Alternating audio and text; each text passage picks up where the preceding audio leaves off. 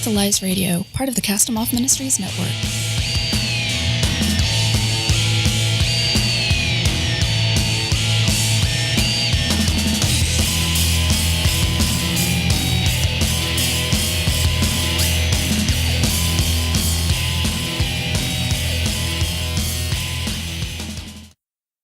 Welcome to Fight the Lies Radio. This is Mike. And this is Kelly. And, well, we want to be as transparent as possible tonight.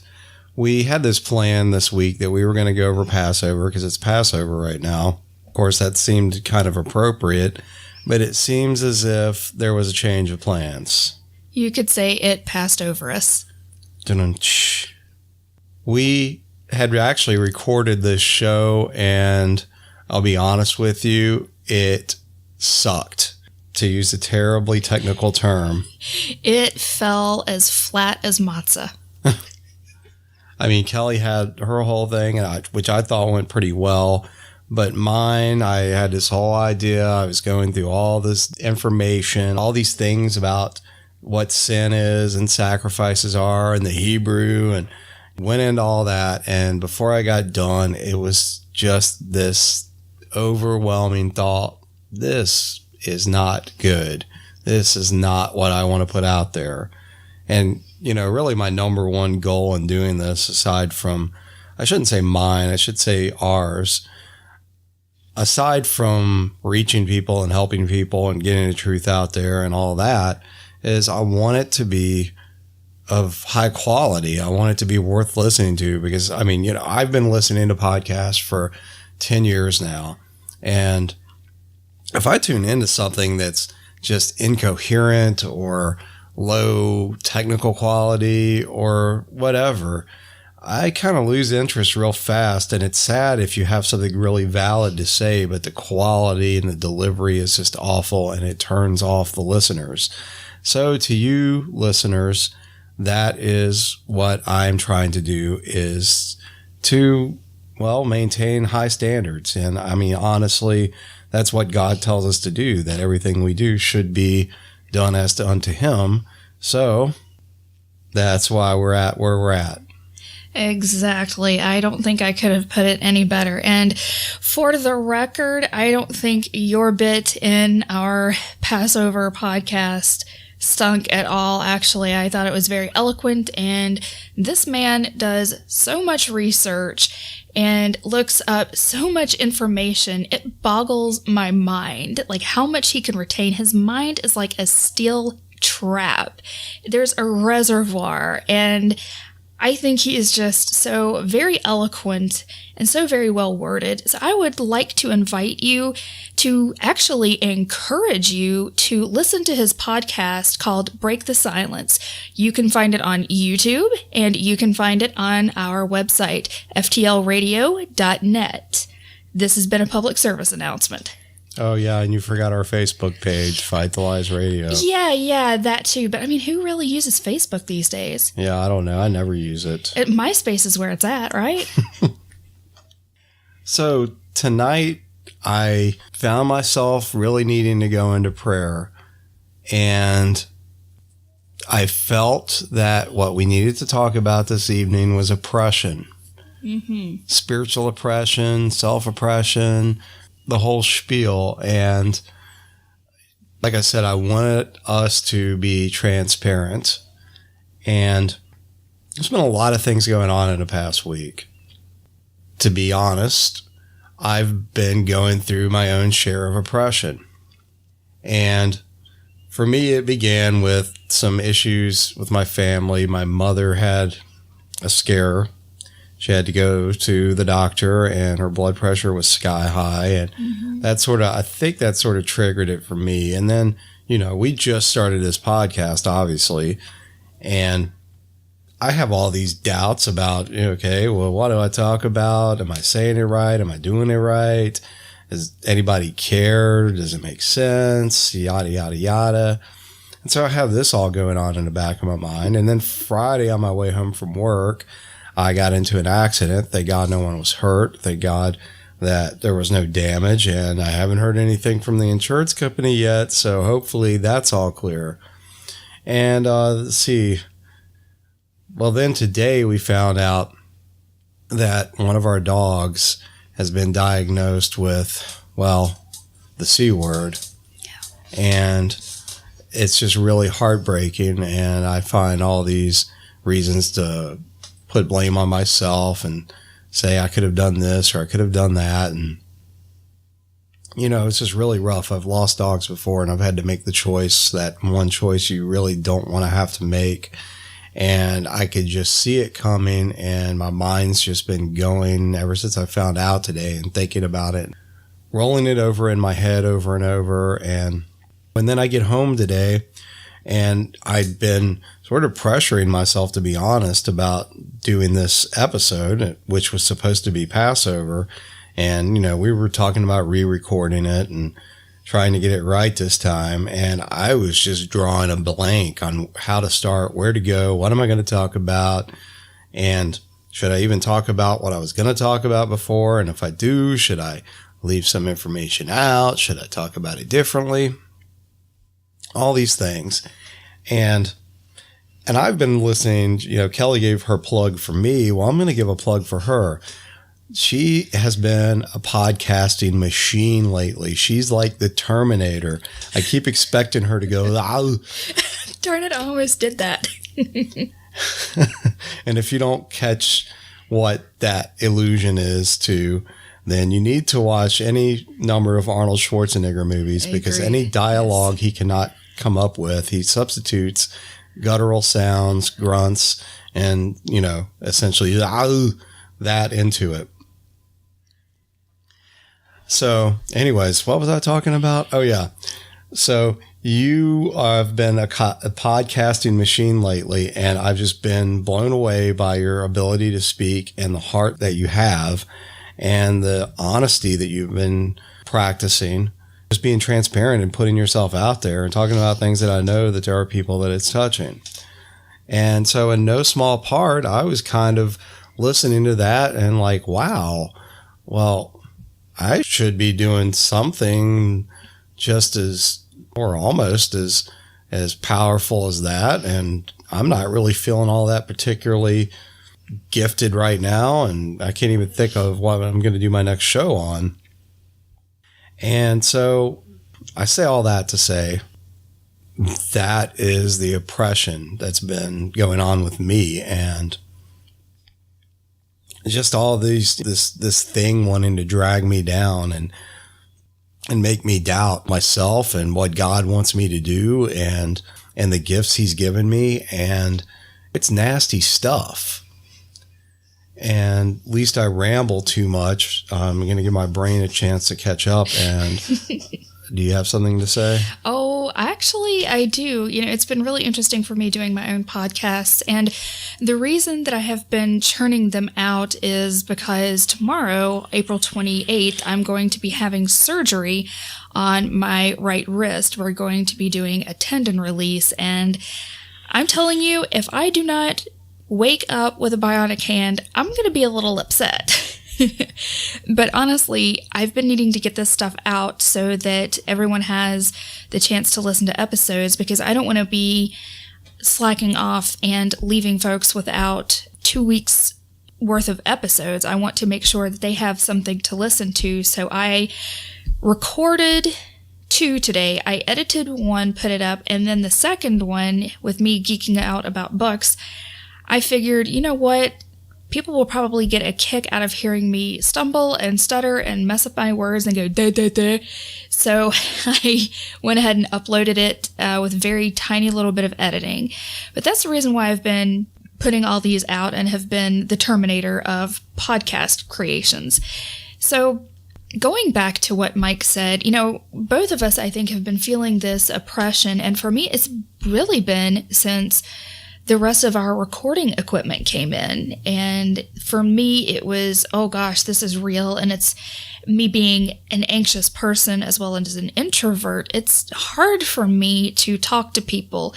Surprisingly, this is easier because I'm not face to face with someone and I don't have these people staring at me, making me feel like they're judging me. But it was just that moment of, oh my goodness, this is real. This is actually, we're going to do this. And I could feel the oppression coming in, and I had to start praying. And my prayer for the past almost 2 weeks has been for the Lord to show us what's going on when the oppression hits, the attacks, everything, to just tell us in his own way, because he speaks to us all differently. And he has been keeping true to that. And honestly, I realized today with the shortness of temper, it wasn't just me having low blood sugar from not having eaten very much in the day, but it was also frustration. And it wasn't frustration at Mike. It wasn't frustration at myself, but it was a lot of frustration and a lot of anger at our spiritual adversary, who knows how God is going to use us, what he is going to use us for. And this adversary does its darndest to trip us up and to make us fall on our faces, and then tries to plant a boot onto our backs to prevent us from getting up. But as it says in God's word, greater is he who is in me than he who is in this world. And through all of this, and especially tonight, the Lord has come through for us. So I just want to tell you that if you are experiencing spiritual oppression, the best thing that you can do is to take it to your Heavenly Father and to talk to him. And what we do is ask for Jesus, Yeshua, to bind the spirits that are attacking us and to cast them into the pit, to clear the air around us. And then we ask the Lord, our Father, for guidance and for wisdom and for discernment in dealing with whatever situation we find ourselves in. And I know that this can be easier said than done, but the more you do it, the more easily it comes to you. Back to you, Mike. Yeah, so as you were talking, I was thinking about, we prayed before we started doing this show, and I felt, well, we're doing what I would be so bold as to call a spiritual endeavor here. I mean, because for us, we really feel like this is a ministry for us. Exactly. It's not just us going out here and recording stuff and seeing how many people listen and all that. I mean, we both, because of the things we've been through in life and what we're going through today, we want to help other people. We want to get the truth out there. And whether that's just doing this show or connecting on a personal level, then that's what we're going to do. And as I say that, I want to say that anybody that anytime who needs someone to talk to, who needs somebody to pray with them or whatever, we have open doors. Contact us. Like I said, we're on Facebook, we're on Twitter, we're on, what else are we on? YouTube. YouTube. We got, we have our website. Mm-hmm. I mean, there's all kinds of ways that you can listen to us and that you can contact us. We are not on Tumblr, and we will not be on Tumblr because personally, that is a dark place you don't want to go. Yeah, I'm not familiar with the Tumblr so much, so that's okay. But as I was saying, we were praying before we started the show, and well, we just really felt like, well, number one, it was obvious that we've been getting lied to, which irony has it. Look at the name of our show. Exactly. And number two, we realized the enemy was trying to use us against each other. Mm-hmm. I was looking at Kelly's gifts and what I've been seeing her doing, which, at first I was, and I still am, but at first I was just really amazed and proud of her. And then this sort of thing started creeping in, the self-doubt, and to be honest, the self-pity, like, oh, I can't think of a show. I can't think of what to talk about. I got to come up with something really profound. I got to come up with the right words and all the data and all the evidence to back it up, which I thoroughly believe one should do. And then I started feeling like, wow, okay, well, why she got it going on and I don't? And in the middle of praying, that was the thing that came to me concerning that is, hopefully as we do this show, us doing this together, it's our strength. And if we have any kind of appeal to our listening audience, hopefully it's our witty banter between each other and our balancing each other. And, it's funny because the enemy always wants to take what God intended for good and turn it to evil, just like he did in the garden. I mean, so many times in so many ways, like us men, right? God took Adam and he took his rib out and he made a woman. And Adam said, "Whoa, man." And then the enemy comes in and he takes this wonderful thing that Adam loved and he uses her against him. He twists and distorts what this desire that God put in Adam's heart toward his wife. He takes that and he uses it as a weapon against Adam. And it wasn't Eve's fault per se. I'm not blaming it on Eve or women. Full disclaimer there. My wife's sitting about 1.5 feet away from me. You're safe. But it's just to illustrate a point. In so many ways, that's exactly what he does. So if God's given us the strength as a couple to be together, to help one another, to encourage one another, to carry each other when one of us is down, and to do a podcast together, then the enemy's going to kind of come in and he's going to take that very thing and try to twist it. Yeah. And if our mutual, or I should say, our differing gifts complement one another and combine, like Wonder Twin powers activate, then form of loud, obnoxious husband. Form of quiet, introverted wife. Sorry, in all seriousness, though, if our differing gifts combine together give us the strength, then what's the enemy do? He can't defeat God, and ultimately he can't stop the things that God is going to do, though because we have free will, he can make us choose to stop it ourselves. And so he takes her gift and makes me trip up on it, and maybe he takes my gift and makes her trip up on it. And I mean, he's really playing the same old game he's always played. It's nothing new. Just like the word says, there's nothing new under the sun, right? It's just been the same old lie ever since the garden. And just one more point that's probably unrelated, just like the problems us men have with, the things that we see with our eyes concerning the fair half of our species. Anytime we trip up, what does he do? We get shamed and we want to go hide ourselves, and we hide ourselves from God. Well, he could still see us. I mean, it's stupid to think we're actually hiding from him, but we try to do that. And, we try to cover ourselves up, cover our shame and all that. And isn't that exactly what Adam and Eve did for pretty much, well, it's implied sort of at least the same reason? So, yeah, again, he does not have any new tricks, just new ways of telling the same old lies. Mm-hmm. Exactly. And I'm going to go back to what you were talking about, us balancing each other out. And just a little bit before you said that, a couple minutes before, I think, I had started, feeling the exact same way or thinking the same way. And, in everything, Mike is he's more logical. He's definitely, I pick on him sometimes and call him Spock, but he's very logical, very analytical. He does his research. He needs to have that data and those facts gathered to back himself up, to back up what he's saying. And this is actually something that is extremely necessary in life. And unfortunately, in social media, we see a distinct lack of that. What we see more often in social media is my half here, and I tend to be a very emotional person. I don't like showing my emotions outwardly, except for, to my husband and maybe to very people in my family I'm very close to. So you need to have that balance. And what I tend to do is I go on my gut feelings a lot, and I really believe that these gut feelings is pretty much the discernment that God has given me.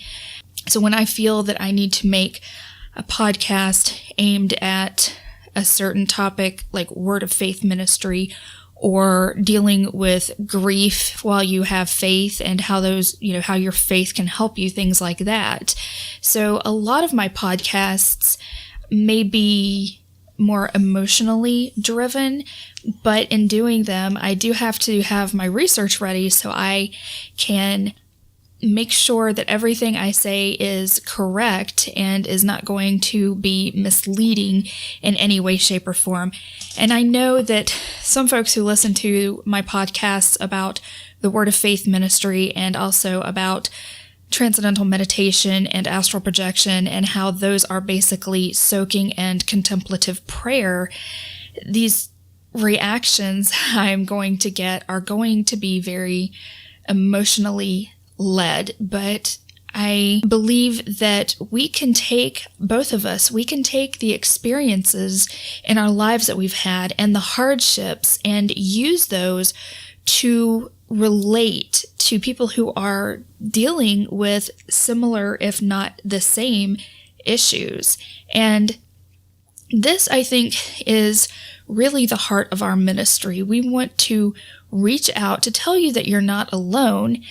And for us, and I think Mike too, when he started seeing things that were going wrong in our old congregation, I think, and correct me if I'm wrong, that he felt encouraged in knowing that he wasn't the only one, that he wasn't alone, and hearing other people talking about things like the New Apostolic Reformation not only helped him see what was going wrong in this congregation, but it, I think, encouraged him to take a stand because he is adamant for the truth. He is honest almost to a fault, and that is a very rare trait in anyone.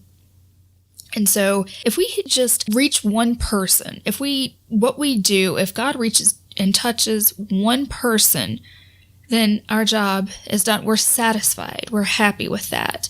But what we want to do is also spread the truth so that people who are engrossed in certain doctrines that are heretical, that their eyes can be open, that they can see. And it's not to beat, badger, or bully anyone, but it's just simply to present the facts and say, this is what the truth is. Read it and do what you will. Yeah, and to, I guess, get a little bit more out there, because I know pretty much for sure that a lot of the topics that we're going to talk about are going to be dealing with issues in, well, let's just say the body, that cover people doing non-biblical practices, teaching non-biblical things.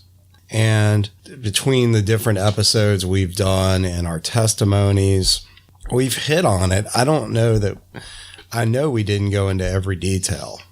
And this is a good example of oppression. I mean, I feel like that's really, this is what we're trying to talk about tonight.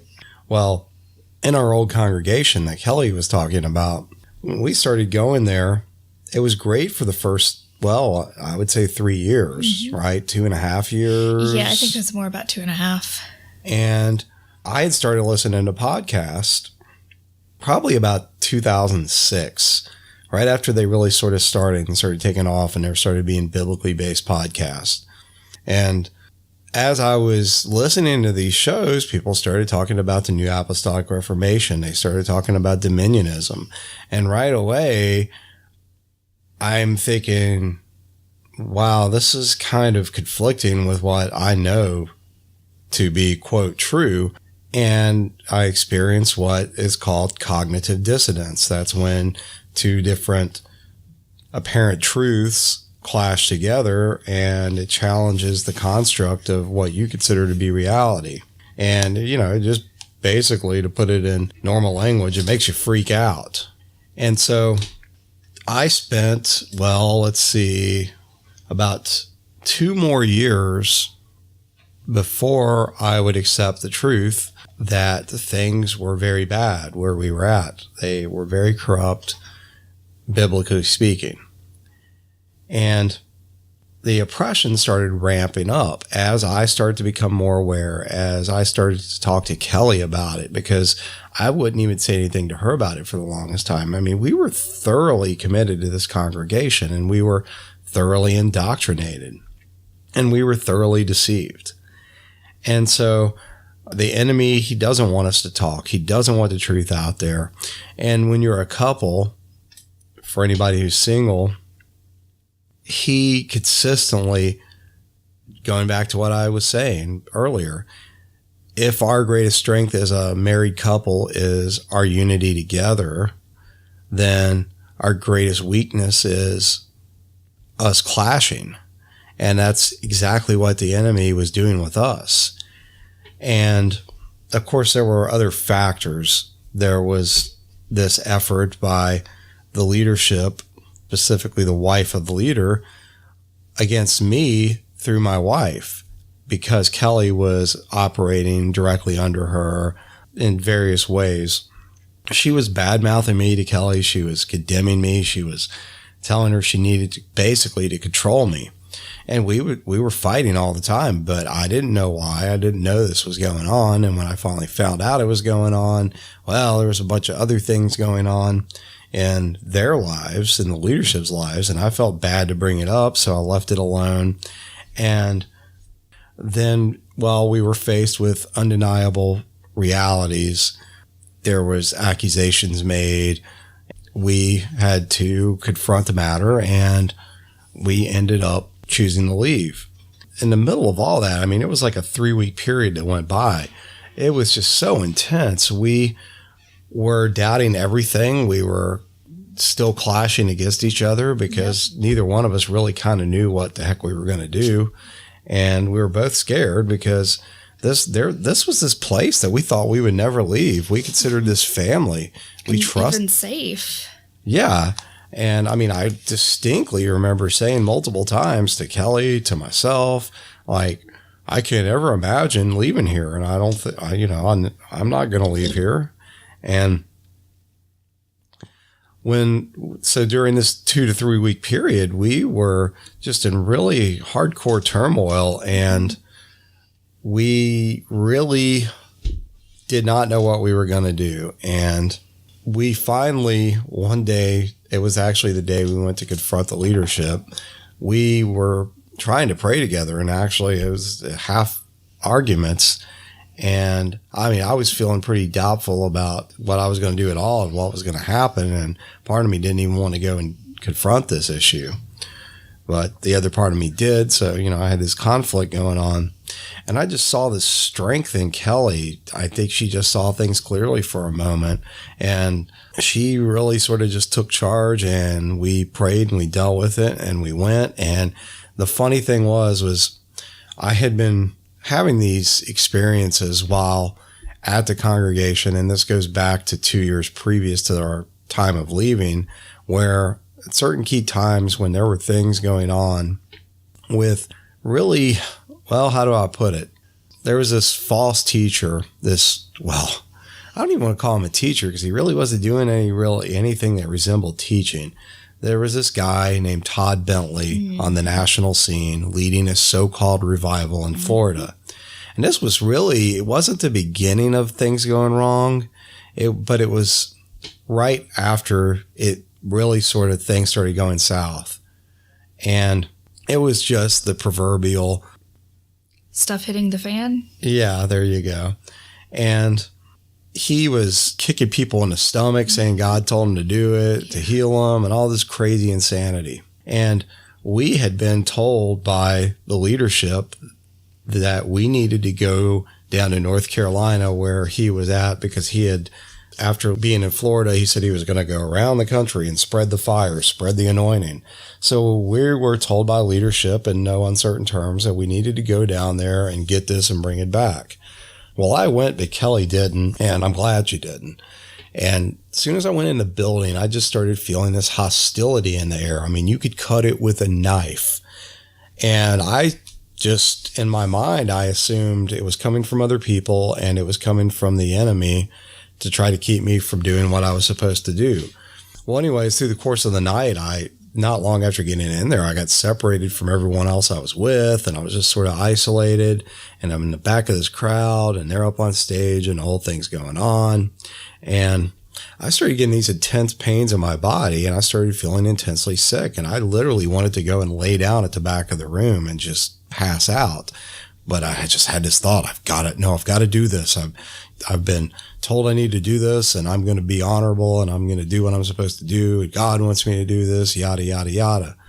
We go through the rest of the night, and this guy, Todd Bentley, calls for everybody to come up and he's going to lay his hands on him. So I get in the line and I went up, and I'm going to tell you, it was very, well, in hindsight, I didn't quite see it at the time, but it was very disturbing.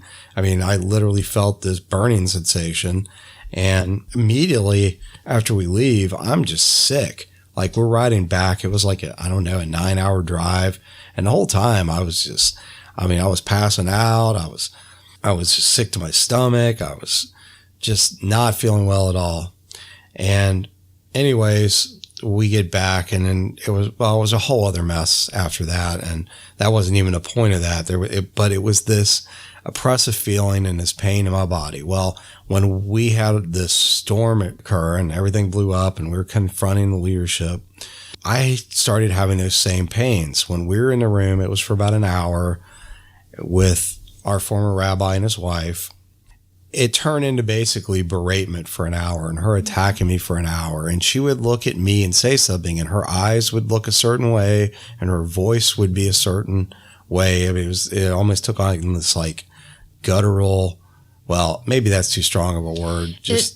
She normally had a very girlish voice, but it went deep, and I'm talking like manly deep. Yeah, like a male aspect. Mm-hmm, yeah. But then there were a couple times in this inquisition that she turns to Kelly, and it's like everything shifts, everything changes, her demeanor, everything. And she's talking to Kelly all sweet and everything. Mm-hmm. And then she would turn to me and it would just switch back.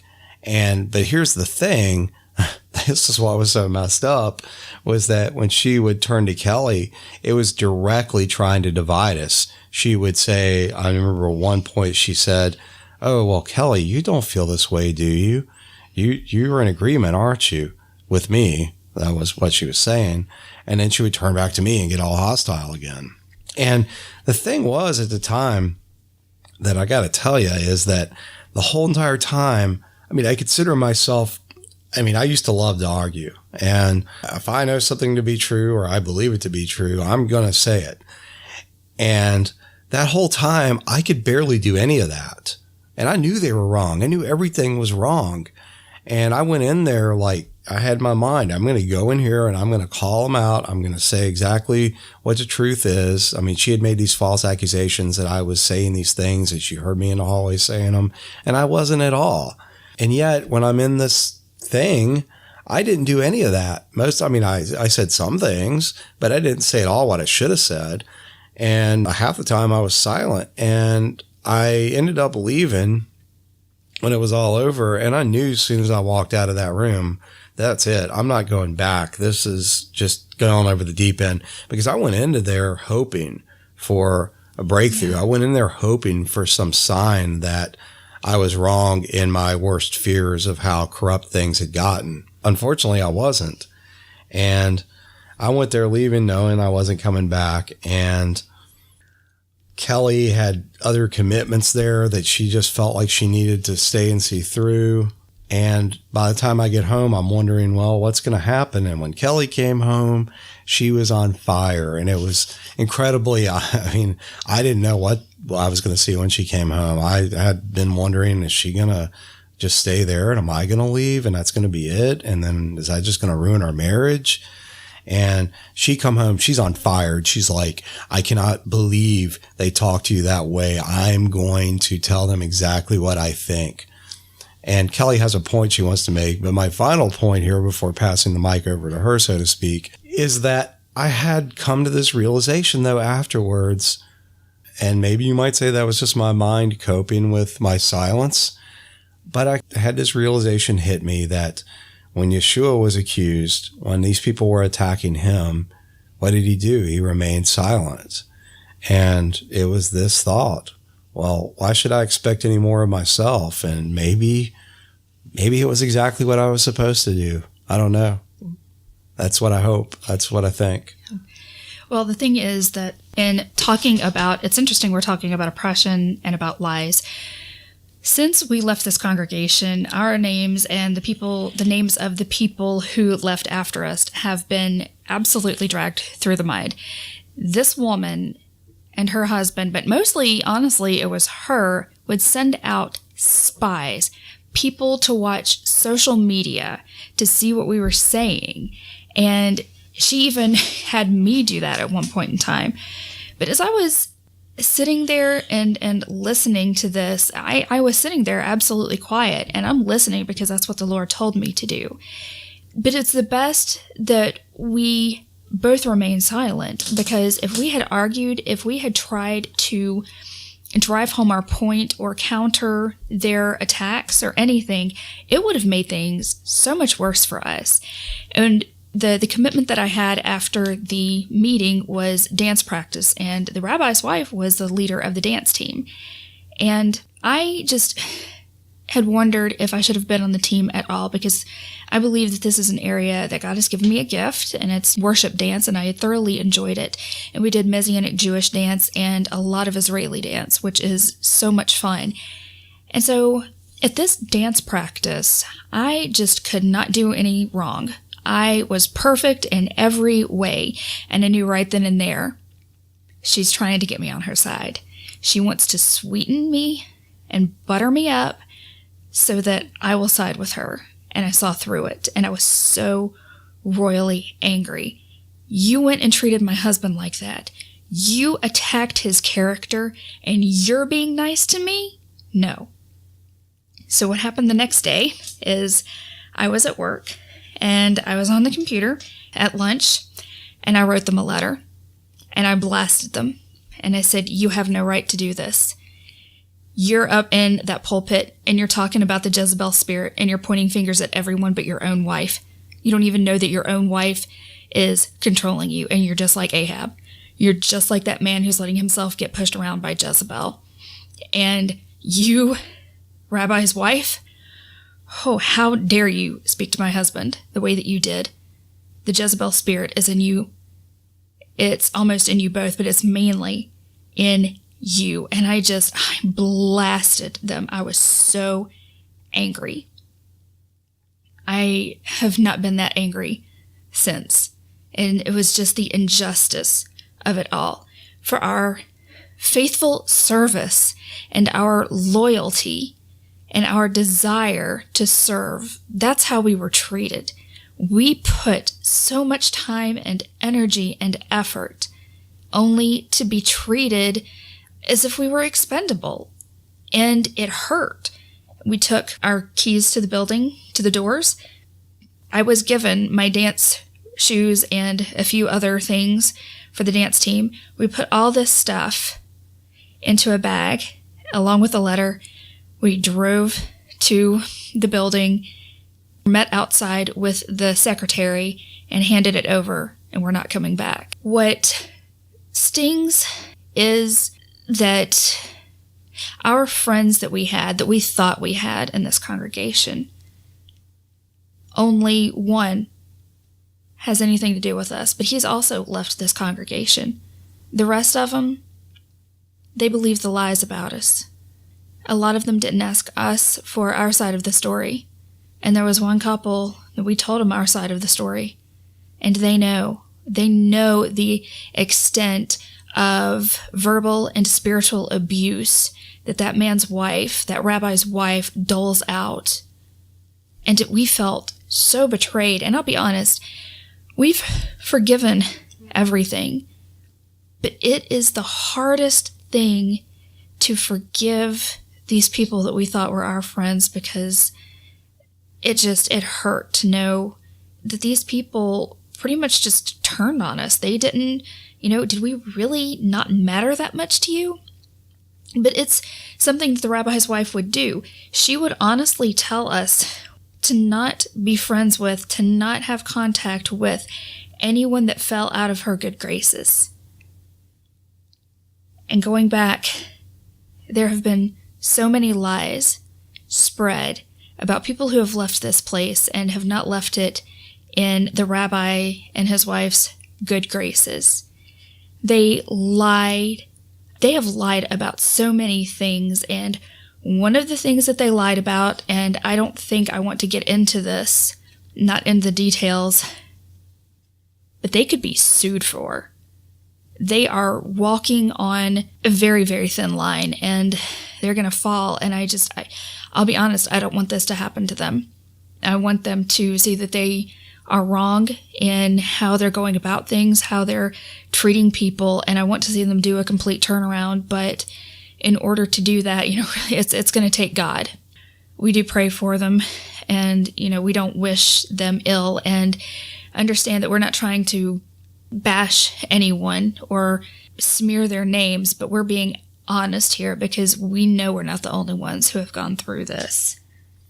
So I want to point out, don't know that I even intended, well, I know I didn't intend to go into this. It just sort of came up, but there's a point to it. And it's that we want other people to know when you're in a place that these sorts of things are going on, because I know from what I hear and what I read and the other people I talk to that these kinds of things are happening all over the place. I just had an extended conversation with someone the other night that has this really just tragic insanity going on in their congregation, to where there was this healing claimed, and then the person who they claimed the healing was done upon came out and said vocally that there wasn't any healing and that half the things that were stated were false. And now this leader is actually attacking this person who was in a terrible accident and had this injury.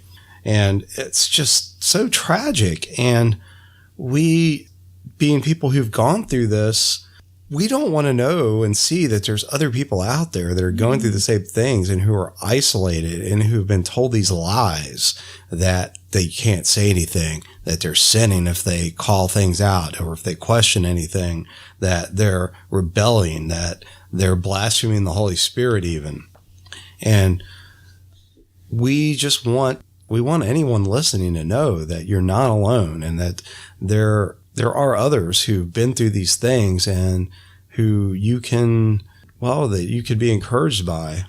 But there's another point to this, and because we're talking about oppression, and really we're not talking about oppression from people, though we are.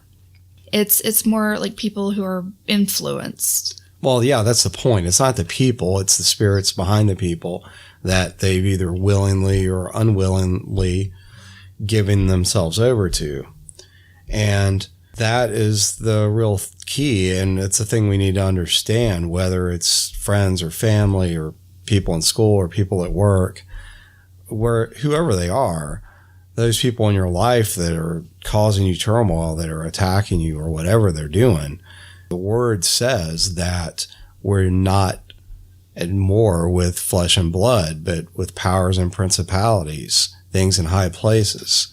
And we forget that all the time. I forget it all the time. Yeah. I forgot it until today, until sort of taking the time to pray. I was caught up in these negative, self-defeating thoughts and feelings. And to be sure, Kelly kind of tried to tell me, but it's easy for one person to say it to another. It's much harder for that other to actually see it, to accept it, because you're blinded by your feelings and by the lies. So, I mean, they're always out there. I mean, I kind of liken it to, we're all on this prison planet that these things are locked on, and they can't leave. They're stuck here till Judgment Day, just like all the demons have filled the guy who, when Yeshua walks up and they say, hey, have you come to judge us before our time? And they know there's a time. They know there's an appointed time where they are going to go somewhere far less pleasant than being locked up here on earth. And so they're raging. And we're stuck here with them. And yet, of course, we have God. Of course, we have Him to go to. We have each other to turn to. But we've always got these things pressing at us. We've always got these things looking for chinks in our armor, looking for opportunity to get in, to either, if we're believers, just render us ineffective, and if we're not believers, to destroy us. And anytime we have these things happen in our lives that bring us sorrow or doubt or fear or any of those things, they're going to see that chink in that armor, and they're going to try to come in. And so it's always there, and it's really not a matter necessarily of you committing some sin, of you committing some offense against God that opens His door, though that does happen. But it's really just a matter of We're told to put on the whole armor of God. And as another friend of mine has said, we're not told to take it off. We're not told to put it on in the morning and take it off in the evening. We're told to have it on, period. And so they are always waiting for us to let down our defenses, to take that armor off. And then we get caught up in it. We get trapped. We get stuck in a cycle. And that could be any number of things in your life. I've said before, and I'll say it again, that the enemy's goal is not to get us to sin. It's not to get us to sin. The enemy's goal is to get us to become the thing that we are after we sin. I agree. And I think I've got some scripture actually that I wanted to read to hopefully, help encourage you in this. And I think this would be a good way to close. And it's Ephesians 4:20 through 28. But you did not learn Christ in this way, if indeed you have heard him and been taught in him, just as truth is in Jesus, that, in reference to your former manner of life, you lay aside the old self, which is being corrupted in accordance with the lusts of deceit, and that you be renewed in the spirit of your mind, and put on the new self, which in the likeness of God has been created in righteousness and holiness of the truth. Therefore, laying aside falsehood, speak truth each one of you with his neighbor, for we are members of one another. Be angry, and yet do not sin. Do not let the sun go down on your anger, and do not give the devil an opportunity. He who steals must steal no longer, but rather he must labor, performing with his own hands what is good, so that he will have something to share with one who has need. And interesting that you talked about the full armor of God, because I had planned to start reading that. So we're going to go over this again. This is also from the book of Ephesians, chapter 6, verse 13. Therefore, take up the full armor of God, so that you will be able to resist in the evil day, and having done everything, to stand firm. Stand firm, therefore, having girded your loins with truth, and having put on the breastplate of righteousness, and having shod your feet with the preparation of the gospel of peace, in addition to all, taking up the shield of faith with which you will be able to extinguish all the flaming arrows of the evil one, and take the helmet of salvation and the sword of the Spirit, which is the word of God. And so I had one I wanted to share as well from Jude 1. Of course, it'd be 1 because there's only one chapter, right? So that's sort of a redundant statement, isn't it? Jude 1, verse 3.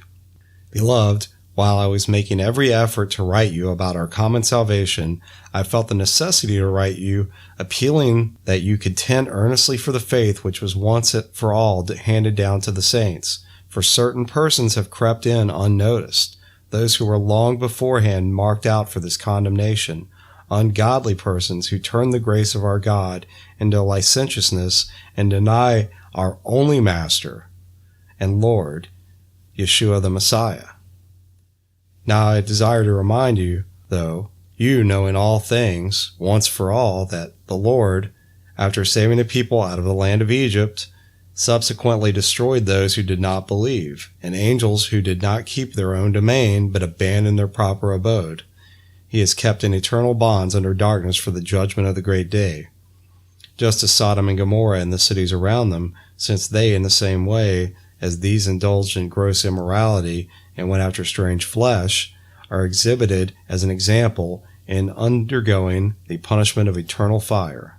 Yet in the same way these men, also by dreaming, defile the flesh and reject authority and revile angelic majesties.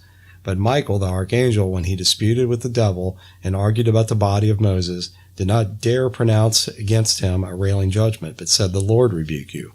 And these men revile the things which they do not understand, and the things which they know by instinct, like unreasoning animals, by these things they are destroyed. Woe to them, for they have gone the way of Cain, and for pay they have rushed headlong into the error of Balaam, and perished in the rebellion of Korah. So, wasn't quite sure why I'm feeling led to read that section, but I kind of had a couple thoughts out of that. One was, we need to contend earnestly for the faith. What we believe, we need to hold on to. We need to trust. We need to not let the world lie to us, whether that's the media, the government, your school, your friends, family, whoever. Because all of those things have those same entities out there pushing at them. lying to them, manipulating them, trying to use them against us, just like they try to use us against them and each other. So we need to hang on to what we know. God didn't just download some confidence into us, some ability that's superhuman to be able to just, bam, resist everything. No, he gave us this knowledge in his word, and we have to remember that. We have to go back to it. We have to tell it to ourselves even. There's some people who make a case for reading the word out loud when you read it so that your ears will hear it, and therefore your mind will believe it in your heart. The other thing that came to my mind was, of course, people who crept in unnoticed. We're talking about within the body, people who come in pretending to be believers, people who come in pretending to be pastors, and people experience what we experience and what so many others have experienced. And we're warned about that. For you to question someone in leadership, I'm not talking about going into rebellion. I'm not talking about running around a congregation being obnoxious. I'm not talking about any of that. But I'm talking about allowing yourself to question it and measuring it against the word. That's the only thing you can measure things against. Today I even noticed that there's these debates that go on, on Facebook and other online forums, and people get into these arguments about theological issues, or what they would call theological issues, but honestly they're not, because they're not biblically based. Because what they're arguing about is, well, they're arguing over the doctrines of men. They're not arguing over biblical points. Well, they may think they're biblical points because these doctrines are supposedly based upon biblical points, and they probably were at some point, but they end up just becoming a thing unto themselves, and the Bible's forgotten about. So you got the situation where you have people who are believers and they're at each other's throats arguing about things that really, how much do they matter? I mean, people argue about Calvinism and Arminianism, and the thing is they're both right. So you get people acting, quite honestly, insane to me, arguing over something that neither one of them is wrong and neither one of them is right. I think I made that point in an earlier podcast, but it's just a good example, I think. And finally, the other thing that came to my mind, when he talks about Michael going to get the body of Moses and fighting with Satan over it, he doesn't rail against him. He doesn't insult him. He doesn't do any of those things. He says, "May the Lord rebuke you." Mm-hmm. And that's a key point for us when we've got these things going on. Because we could scream, we can holler. Man, I've got a shofar. A shofar is a ram's horn, and it's used in Judaism. Anytime you read in the Bible, like Jericho, it wasn't a trumpet, it was a shofar. Anyways, some people think it's an instrument of spiritual warfare. I used to think that. I'm not so much sure anymore. I don't think God really needs us to pick up something to use as some kind of magical device to do spiritual warfare. I think it's our faith, and really it's not anything we're doing at all. And that's the point here. We should not ever take it upon ourselves to rail against the enemy that's attacking us. And there's a lot more finer points here. There's a lot of territory to be covered here, because there is a distinction between fallen angels and demons. There's even debate about what demons actually are. People get into the question of, are they the disembodied spirits of the Nephilim, the offspring of the fallen angels? Or are they something else? And, people sort of always have generically just thought of demons as fallen angels, but they're not the same. Now, we may have some authority when it comes to demons invading our lives to be able to directly say, get out, go, whatever. But when it comes to fallen angels, when it comes to these things, we don't have that kind of authority. Like it or not, the word says the opposite. The word is saying that right here. And if we do that, we're doing it to our own peril, because we've then at that point given them license, we've given them legal authority to, well, really to retaliate. And the whole thing is, all we were supposed to do is see it, realize it for what it is, remember God's words, and turn to Him and ask Him to be the one to deal with them. Okay, well, that was really profound. I have nothing to follow that up with. Oh my goodness. All I want to say is, as we close this out, is that, I hope that you're encouraged by this. And of course, we're doing this not for our own glory, but so that God would get the glory. And, to reiterate what Mike said, if you need someone to pray for you, if you need someone to talk to about what you're going through, you can feel free to email us, and we will have, I think we should have it attached to this podcast. I think we should do that. I had intended to do that before, but amidst all the chaos of trying to get all this together and building the website and everything else, it's something that slipped my mind. I mean, really, I'm still trying to nail down all these different things that need to be done.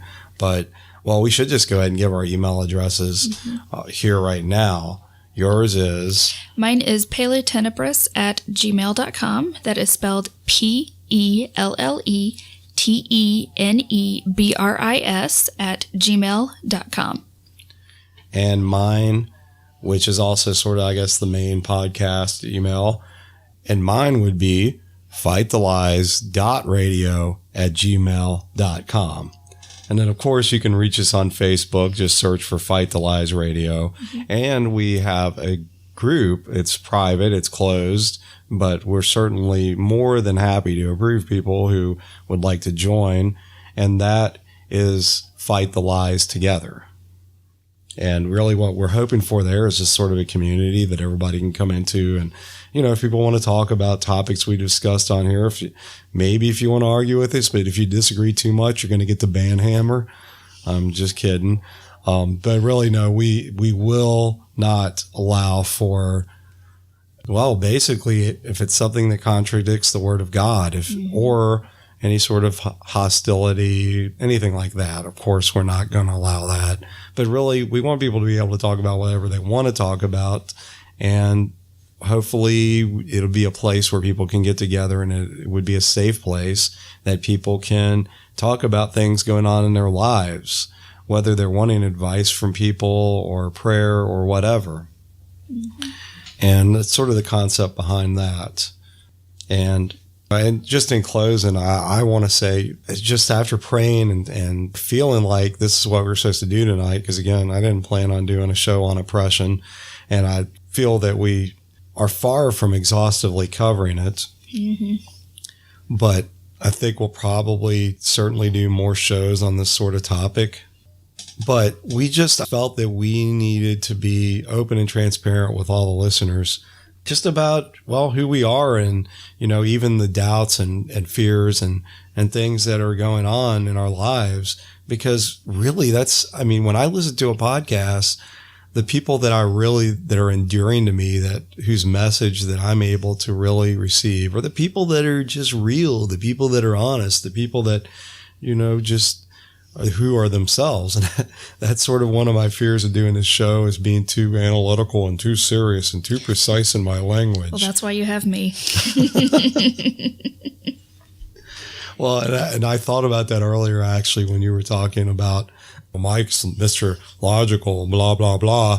And you're this, like the people on Facebook, which don't sell yourself short there. No offense to anyone else on Facebook. But the thing is we balance each other out, and we just have to allow ourselves to do that. You keep me in check, mm-hmm. and I keep you in check. Yeah. And then we could say checkmate. Yeah. Crown me. Oh, wait, that's checkers.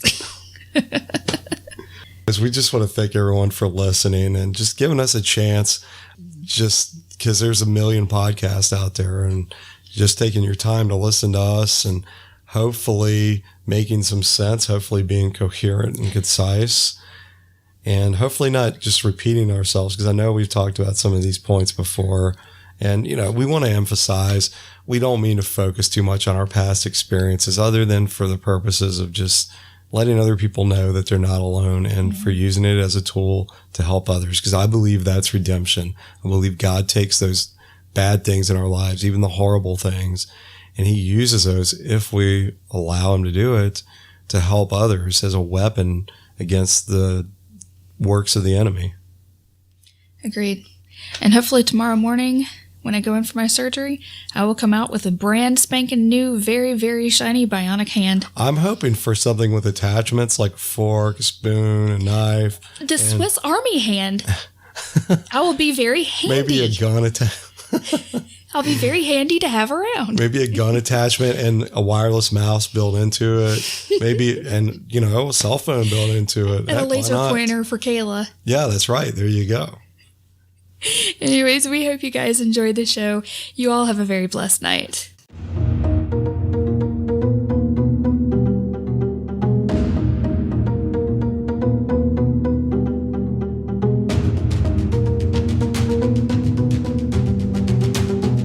Fight the Lies Radio is a production of Fight the Lies Ministries. Visit us at ftlradio.net.